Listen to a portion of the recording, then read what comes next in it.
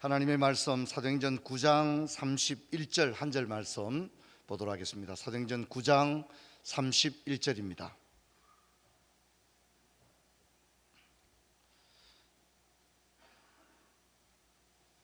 사도행전 9장 31절 우리 같이 읽겠습니다. 그리하여 온 유대와 갈릴리와 사마리아 교회가 편안하여 든든히 서가고 주를 경외함과 성령의 위로로 진행하여 수가 더 많아지니라. 아멘. 우리 한번 인사합시다. 반갑습니다. 예, 고맙습니다. 정초 특세 이제 내일이 마지막인데 내일은 우리 다음 세대입니다. 우리 자녀들과 그래도 아이들이 부모님하고 같이 새벽기도 나온 추억이 있어야죠. 그렇지 않습니까? 여러분들 우리 또 아이들 방학을 맞고 이랬으니까 아이들과 함께 올라오셔서 함께 새벽기도 할 수 있도록 또 마음을 모아주기 바랍니다. 오늘 금요일 금요 홀파는 우리 고동부 네팔 단기 선교팀 그리고 제자반 태국 단기 선교팀 아르헨티나 단기 선교팀 단기 선교 헌신 예배로 드립니다. 특별히 고동부 자녀들 보내시는 부모님들은 고동부 방학을 맞은 고동부 자녀와 부모님도 다 올라오십시오. 올라오셔서 함께 단기 선교 이제 다음 주 다 떠납니다. 제자반은 수요일 떠나고 고동부는 목요일 다 떠나게 됩니다.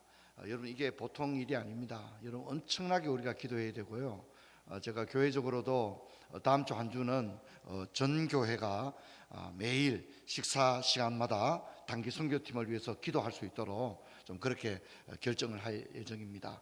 여러분 50명 이상의 우리 교회 구성원들이 해외로 단기 선교 나가는 일은 그냥 야유에 가는 일이 아닙니다. 영적 전쟁이기 때문에 우리가 깨어서 기도할 수 있는 그런 은혜가 있기를 주의 이름 축원합니다. 우리 어제 우리 그렇게 외쳤는데 우리 오늘 한 번 더 소리 내서 한번 외쳐봅시다. 나는 현역이다. 그런 의식 가지기 바랍니다. 나는 기도의 현역이고 나 아직 결코 은퇴한 게 아니다. 나는 아직 현역이다. 현역은 제가 뭐라 그랬죠? 우리 군에 복무할 때 현역은 총을 지급합니다. 언제든지 전투 요원이고 전투의 작전에 투입되는 사람들이 현역입니다. 그런 의식을 가져야 하는 것입니다. 예배의 현역, 기도의 현역이다. 그리고 사역에 나는 최전방에 있다 하는 그런 의식을 가지고 살아갔으면 좋겠어요. 우리가 신앙생활 할 때에 이렇게 바라볼 때 저 집사님은 진짜 살아있다, 저 장로님은 역시 살아있다, 그런 얘기를 들을 수 있도록 근신했으면 좋겠어요. 저도 이제 우리 흔히 작심삼일 그런 얘기 하잖아요. 그래서 이제 스마트폰이 오래되니까 매일 충전을 해야 됩니다. 워낙 배터리가 빨리 따르니까. 그래서 제가 원래 제가 열심히 애용하던 이 앱 2개를 지워버렸습니다. 앱 2개를 지웠더니 하루에 한 번만 충전해도 충분히 돌아가. 아주 좋은 스마트폰인데 얼마나 열심히 썼으면 그냥 계속 충전하는데 그 앱 2개를 지워버리고 안 쓰니까 그냥 하루에 한 번만 충전해도 충분히 돌아가더라고요. 여러분 우리가 결단하지 않으면 변화는 일어나지 않습니다. 할렐루야. 아멘. 크게 합시다. 할렐루야. 결단하지 않으면 절대 변화가 일어나지 않습니다. 결단을 해야 됩니다. 내가 안 되겠다 싶으면 그냥 스마트폰을 그냥 강에다 집어 던져야 됩니다. 그 정도의 어떤 결연한 각오가 없으면 절대 우리 삶의 변화가 일어날 수 없습니다. 오늘 새벽에 어제 밤 새벽에 또 지하철 사고가 난 걸로 또 알려져 있습니다. 지하철 세량이 완전히 불에 타버렸는데 방화로 알려지고 있습니다. 여러분 지금 국가적으로도 우리가 진짜 정신을 차려서 기도를 해야 될 때다 그렇게 생각을 하고 가정도 마찬가지, 우리 개인도 마찬가지죠.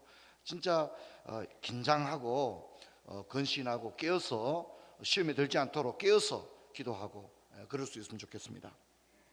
성도, 우리는 어쩌면 가장 혼란스러운 격동의 중심에 지금 서 있다는 생각을 가지게 됩니다. 이 험한 시대를 도대체 우리는 어떻게 살아가야 합니까? 우리 아이들을 앞으로 어떻게 합니까? 또 우리는 어떻게 이 험하고 악한 시대를 살아가야만 할까요?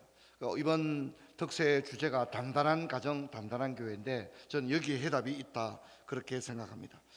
여러분, 단단한 가정은 어제 말씀드린 대로 내가 이 아이를 대신하여 노예가 되겠나이다 하는 그런 마음입니다. 창세기의 마지막은 야곱의 가정이 하나 되는 해피엔딩으로 마무리가 되어지고 있습니다. 그 중심에는 동생 베냐민을 향한 변화된 형제들의 모습이 나타나고 있는 거죠. 특별히 유다는 내가 이 아이를 대신하여 노예가 되겠나이다 그렇게 합니다. 저는 이 모습에서 창세기에서 두 개의 성경 구절을 뽑아라 그러면 하나는 창세기 1장 1절, 또 하나는 우리 어제 살펴본 이 유다의 고백이죠. 유다의 고백. 유다의 고백, 내가 이 아이를 대신하여 노예가 되겠나이다. 이 고백 속에 우리는 예수님의 모습이 보여지는 겁니다. 예수님도 우리를 대신하여 제수가 되셨고, 우리를 대신하여 사형 선고를 받으셔야 했고, 우리를 대신하여 그 모든 고난을 대신 다 당하신 줄로 믿습니다. 여러분, 우리의 가정이 변화되는 것은 그렇지 않고는 도저히 불가능한 것입니다. 여러분, 오늘 가정에 위기가 있지만 또한 교회도 위기입니다. 여러분, 예수님은 나를 따라오고 그러던 십자가를 지고 나를 따르라고 그랬는데 오늘 현대교회의 위기는 어떤 누구도 더 이상 십자가를 지지 않으려고 하는 시대라는 사실입니다. 교회의 위기는 아무도 더 이상 십자가를 지지 않으려고 하는 데서 찾을 수 있습니다. 여러분, 신자는 환난과 고난을 통과할 때 정금처럼 새로워집니다. 신자의 신앙은 제자훈련 받는다고 해서 신앙 인격과 믿음이 상승하는 게 아닙니다. 고난을 통과하지 않는, 광야를 통과하지 않는 성도는 어떤 형태로든지 신앙이 성장할 수 없습니다. 근데 문제는 결정적으로 뭐죠? 난 고난이 싫다는 거죠. 나 고난 안 당하겠다, 나 손해보지 않겠다, 그렇게 합니다. 손해보지 않으려고 하고 불이익을 당하지 않으려고 하는 그런 현대인들의 습성이 신앙생활에도 적용되고 있는 게 문제라는 겁니다.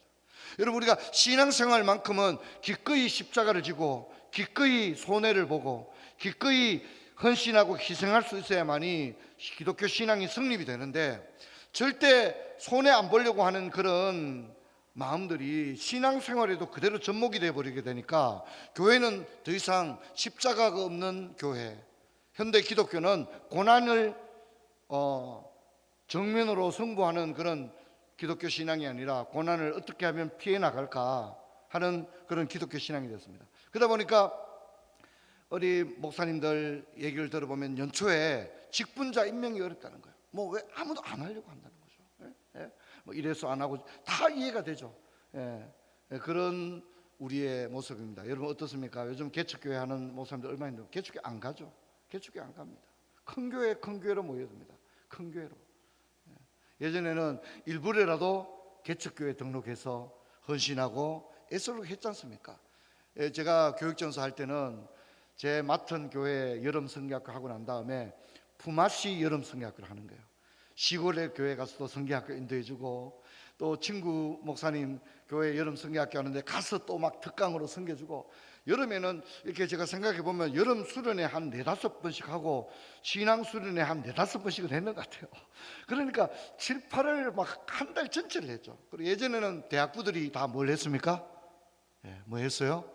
농촌 봉사활동을 다 떠났죠. 농촌 봉사활동, 대학부 수련회 이런 거 말고도 농촌 봉사활동 가서 시골에 가서 마을 청소하고 담장 고쳐주고 시골 교회 페인트 칠러 하고 다 그렇게 했습니다. 진짜 열심히 살았고 교회 신앙생활 등한시하는 사람 없었습니다. 시설이 좋지 않았잖아요. 그렇죠?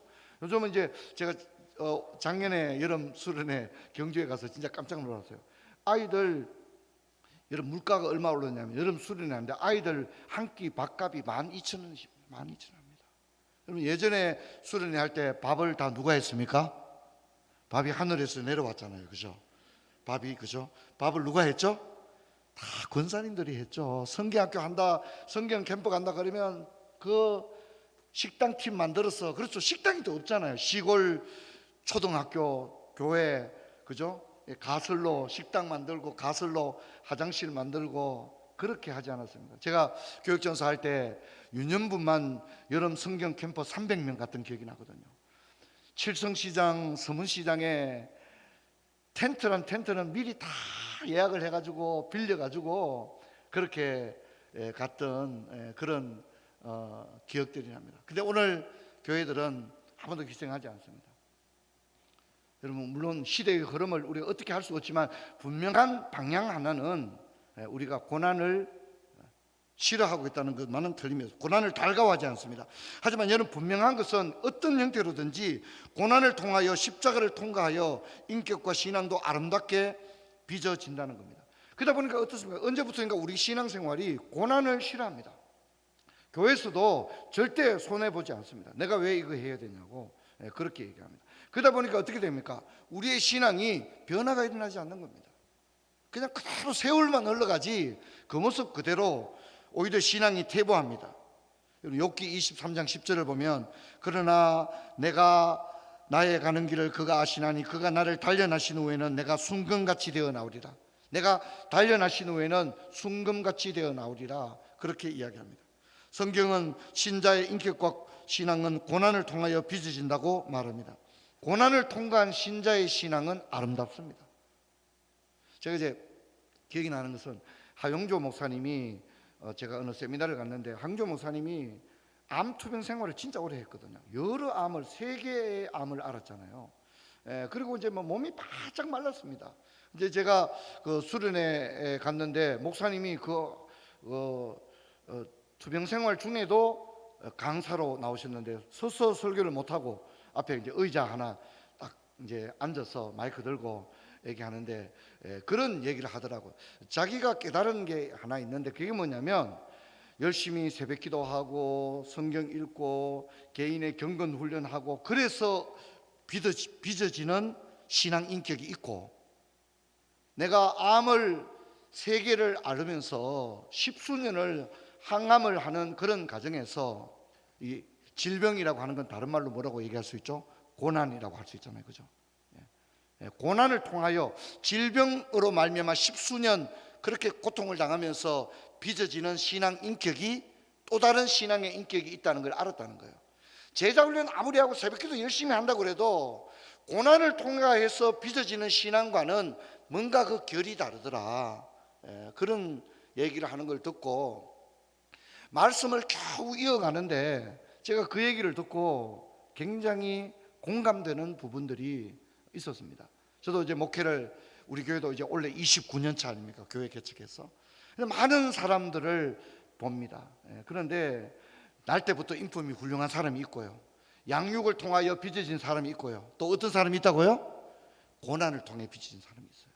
이 고난을 통해 빚어진 사람은 69절을 애우고 로마서 8장을 뭐 거꾸로 암송하는 거 하고는 비교할 수 없어요. 이 고난을 통하여 그 풀무불 속에 들어갔다가 나온 사람, 광야를 통과했는 사람, 그런 사람의 신앙은요, 이건 도무지 설명하기 어려운 그런 신앙 인품이 분명히 있다 하는 것을 제가 느꼈습니다. 여러분, 교회도 가정도 개인도 고난 없이는 성장할 수가 없습니다. 여러분, 오늘 우리가 읽었던 사도행전 9장 31절을 보면 평안하여 든든히 서가는 교회를 소개하고 있습니다. 도대체 무슨 일이 있었기에 교회가 편안하여 든든히 서간다? 사도행전 9장 31절에 그렇게 이야기를, 어떤 과정을 통과했기에 교회가 편안하고 든든히 서간다, 이런 묘사를 할 수 있었을까? 어떤 일이 있었습니까? 여러분, 그것은 고난을 통과한 후에 예루살렘 교회가 더 든든히 서가고 평안하게 서갔다, 그렇게 이야기를 할 수 있습니다. 고난을 통해 합격점을 받는 과정을 통하여 교회는 점점 더 단단한 모습으로 수없는 고난을 통과합니다. 그래서 먼저 사도행전 4장을 보면 지도자들이 고난을 받습니다. 베드로와 요한이 감옥에 갇히게 됩니다. 교회도 담임 목사나 시무 장로님들이 그저 머리로만 가지고 있는 신앙의 지도자들하고 어떤 역경과 고난을 통과했을 때 그 목사님 또 장로님들의 신앙이 다른 거거든요. 그것이 그 교회에는 얼마나 큰 보화가 되는지 모릅니다. 여러분, 예루살렘 교회가 단단해지기 위해서는 먼저 지도자들이 고난을 통과했다는 겁니다. 베드로가 먹고 자면서 편하게 그렇게 목회한 게 아니라 베드로는 수없이 감옥에 갇혔습니다. 복음을 전하다가 수없이 매를 맞았고 착고에 채웠고 그렇게 했다는 것입니다. 또한 사도행전 5장을 보면 예루살렘 교회가 편안한 것만은 아닙니다. 온갖 어려움과 시험이 있었습니다. 아나니아 삽비라 사건을 통하여 교회는 성결을 회복했고 또 구제하는 일로 인하여 교회 안에 불평이 많아졌는데 신실한 지혜와 성령이 충만한 7 집사를 선출하여서 구제하는 일에 전무하게 했을 때 교회는 즉시 이 문제가 해결이 되어졌습니다. 그리고 사도행전 7장에는 그 집사 중에 한 명이었던 스데반 집사가 순교를 하게 되어집니다. 그리고 사도행전 9장에 가면 사도 바울이 다메섹에서 변화되고 핍박하던 자가 오히려 전도자가 되는 놀라운 일이 일어납니다. 그리고 사도행전 9장 31절에 가서 뭐라 말한다고요? 교회는 편안하여 든든히 서가더라. 무슨 얘기입니까? 우여곡절 다 겪은 다음에 수없는 시험과 환난을 겪은 다음에 불같은 시험을 통과한 다음에 마침내 한번 답시다. 그리하여 성경입니다. 그리하여 온 유대와 갈릴리와 사마리아 교회가 편안하여 든든히 서가고 그 믿는 사람의 수가 더하여 가더라. 할렐루야. 그렇게 아무 일도 없었는데 어느 날 편안히 든든한 일은 없습니다. 수없는 고난과 역경을 잘 통과한 다음에 그렇게 되었다는 거예요. 여러분 우리가 그런 얘기 하잖아요. 아이들도 아프면서 큰다. 그런 얘기 하잖아요. 아이들이 아프지 않고는 클 수 없습니다.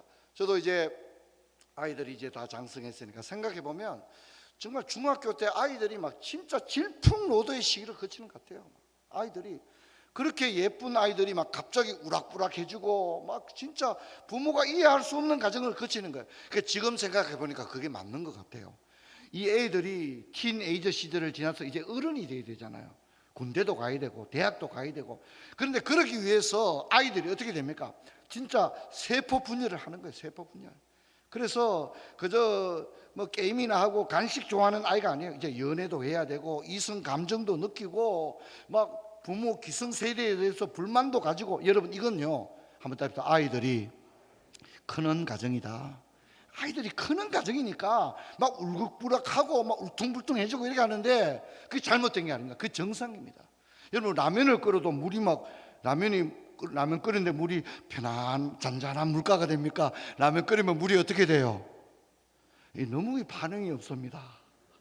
라면 끓이면 물이 어떻게 돼요? 라면 하나 끓이는데도 물이 그냥 안 있잖아요. 막 김이 나고 막 그렇지 않습니까? 그렇게 해야 라면 한 그릇이 나오지 않습니까? 우리 아이들이 크는 가정에 그런 가정이 당연히 있는 겁니다. 그런 가정을 거친 다음에 아이들이 성숙해지는 그런 과정을 거치게 되어집니다. 여러분 놀라운 것은 자 하나만 더 봅시다. 이 사도행전 9장 31절을 보면 교회가 예루살렘이란 말이 안 나오고 뭡니까? 온 유대와 갈릴리와 사마리아라 말합니다.